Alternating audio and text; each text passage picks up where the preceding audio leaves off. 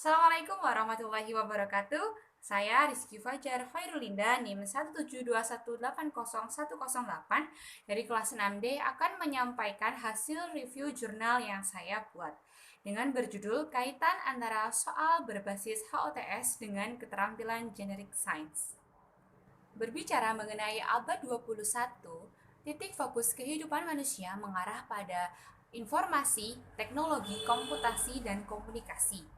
Abad 21 memberikan tantangan yang cukup besar dalam segala bidang, tak lupa pada bidang pendidikan. Dalam hal ini, pembelajaran harus didesain sesuai dengan kebutuhan era 21. Pendidikan diharapkan mampu menghasilkan sumber daya yang memiliki daya saing yang tinggi. Seiring dengan itu, Kementerian Pendidikan dan Kebudayaan tahun 2013 menegaskan bahwa model pembelajaran yang diterapkan harus mengupayakan peserta didik untuk mencari tahu, ikut menjawab, dan ikut andil dalam pemecahan permasalahan, kemudian dapat berpikir analitis, bersikap kooperatif dan kolaboratif dalam memecahkan suatu permasalahan. Kemudian, dalam generasi ini, peserta didik diharapkan mampu menyelesaikan suatu permasalahan apabila peserta didik dapat menelaah suatu permasalahan dan dapat menggunakan pengetahuannya dalam situasi yang baru. Kemampuan tersebut adalah high order thinking skills atau kemampuan berpikir tingkat tinggi. Kemampuan berpikir tingkat tinggi tidak hanya menjelaskan dan menyampaikan informasi yang diketahui. Dapat dikatakan high order thinking skills apabila peserta didik dapat menggabungkan fakta dan ide untuk melakukan sintesis, mengeneralisasi, menjelaskan, melakukan hipotesa dan analisis hingga pada tahap kesimpulan. Kemudian Usmedi juga menegaskan bahwa kemampuan berpikir tingkat tinggi terdapat 4 tahap. Yang pertama ada organizational thinking, analytical thinking, evaluative thinking, and then creative thinking. According to him, high-order thinking is using the thinking widely to find new challenge.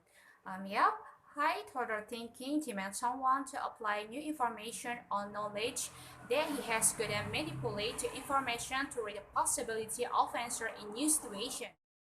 So, dari beberapa uraian mengenai HTS tadi, dalam artikel ini didefinisikan sebagai kemampuan berpikir dan bernalar bertujuan untuk memecahkan suatu permasalahan dengan menggunakan aktivitas mental seperti organizational thinking, analytical thinking, evaluative thinking, and then creative thinking dalam memperoleh pengetahuan yang baru.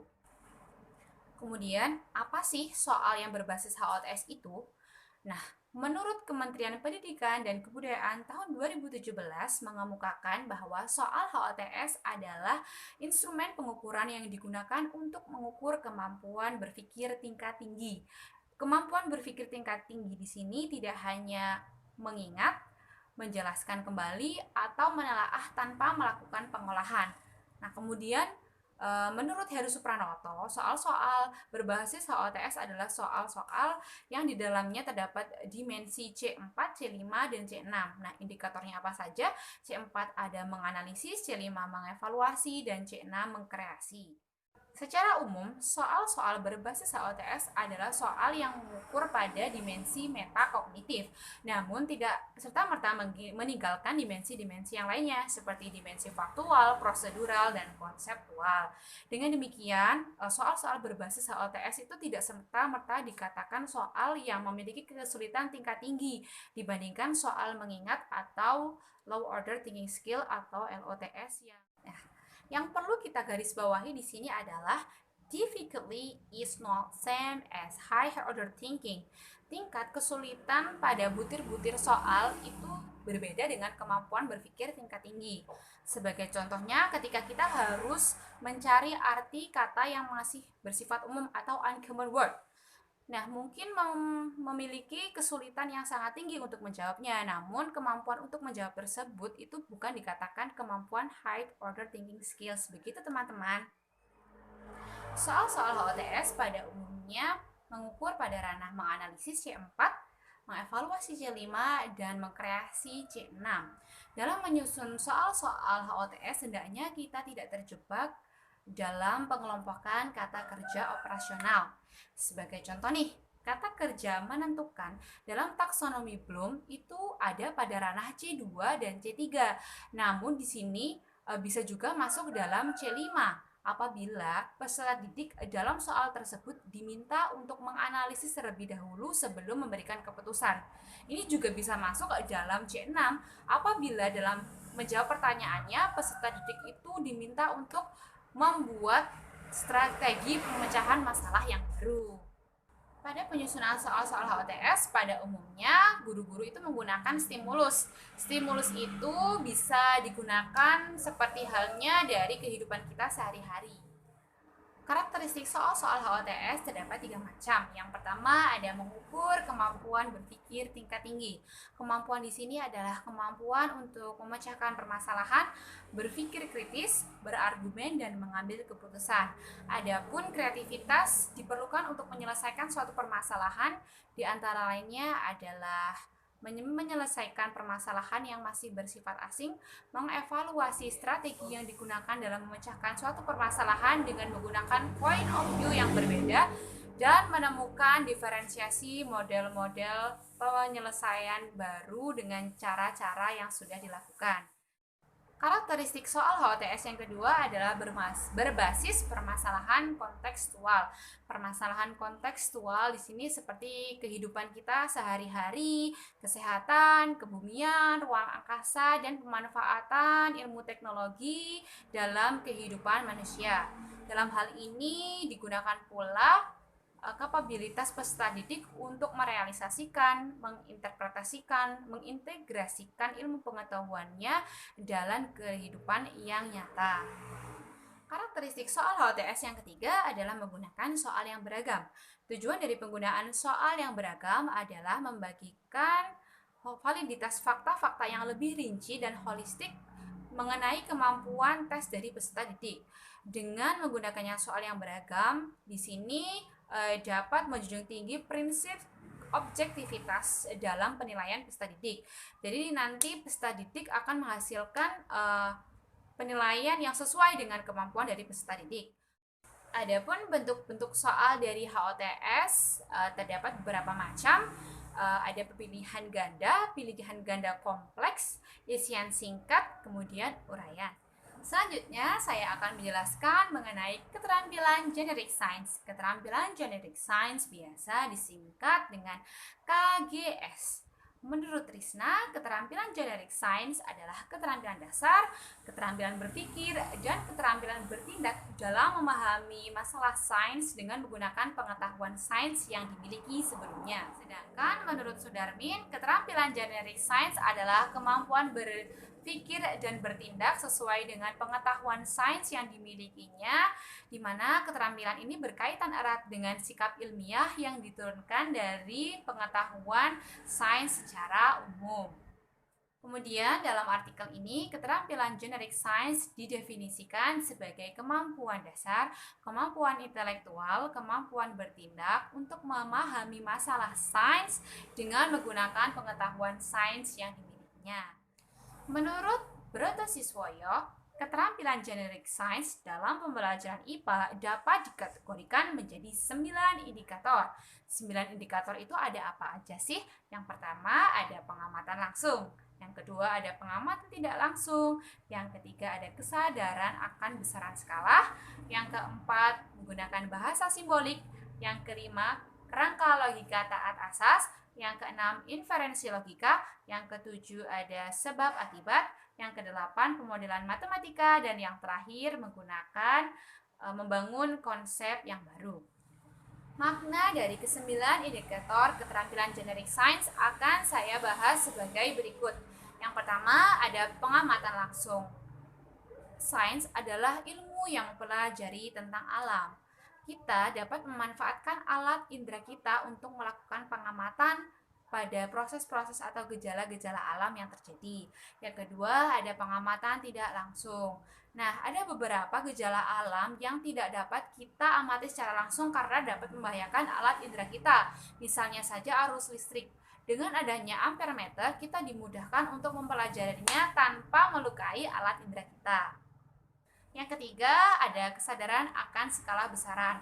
Hasil dari pengamatan yang dilakukan oleh manusia tentunya memiliki kesadaran akan skala dari objek yang diamatinya. Seperti halnya bumi ini ukurannya besar sekali, elektron itu kecil. Yang keempat, ada bahasa simbolik. Untuk mempermudah mempelajari gejala-gejala alam, dibutuhkan bahasa simbolik untuk mempermudah komunikasi di dalamnya. Dalam sains, contohnya saja dalam bidang kimia, tersebut ada lambang-lambang unsur, persamaan reaksi, dan lain-lain. Yang kelima, ada kerangka logika taat asas. Adanya konsistensi logis dari hasil pengamatan menyatakan kebenaran suatu teori. Misalnya, keganjilan hukum mekanika Newton dengan elektrodinamika Maxwell yang akhirnya dibuat taat asas dengan lahirnya teori relativitas Einstein. Yang keenam, ada inferensi logika. Logika sangat berperan penting dalam melahirkan suatu hukum-hukum sains. Banyak sekali fakta yang tidak dapat dilakukan pengamatan secara langsung. Nah, dengan adanya inferensi logika ini sangat membantu. Contohnya saja, titik 0 derajat Kelvin dari dahulu sampai sekarang itu belum dapat direalisasikan, tetapi kita meyakini kebenarannya. Nah, yang ketujuh, ada hukum sebab akibat. Banyak sekali gejala di alam ini merupakan akibat dari berbagai kejadian. Yang kedelapan, ada pemodelan matematika. Menjelaskan hubungan-hubungan yang diamati diperlukan bantuan pemodelan matematik agar dapat diprediksikan secara tepat suatu permasalahan tersebut. Misalnya saja dengan membuat grafik, draft, atau peta konsep. Dan yang terakhir adalah membangun konsep. Tidak semua fenomena dapat dipahami dalam bahasa sehari-hari. Oleh karena itu diperlukan bahasa khusus yang dapat disebut dengan konsep. Selanjutnya saya akan membahas puncak dari artikel saya yang berjudul Kaitan antara soal berbasis HOTS dengan keterampilan Generic Science.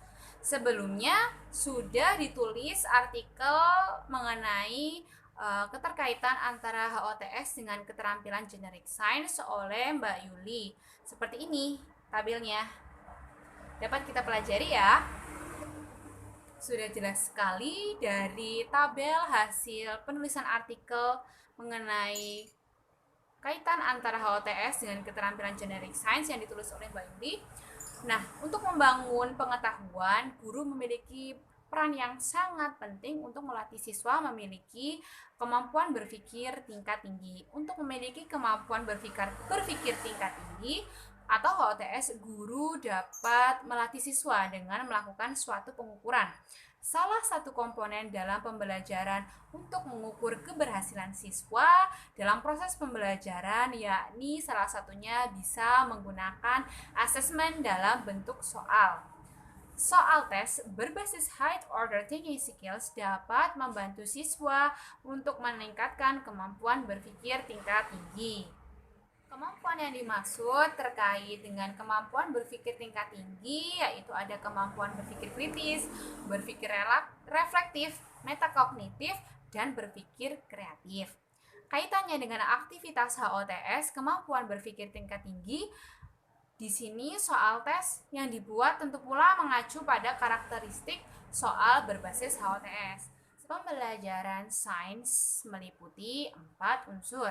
Yang pertama produk, yang kedua proses, yang ketiga aplikasi, dan yang keempat adalah sikap. Pengembangan aspek-aspek tersebut dibutuhkan penguasaan keterampilan Generic Science di dalamnya.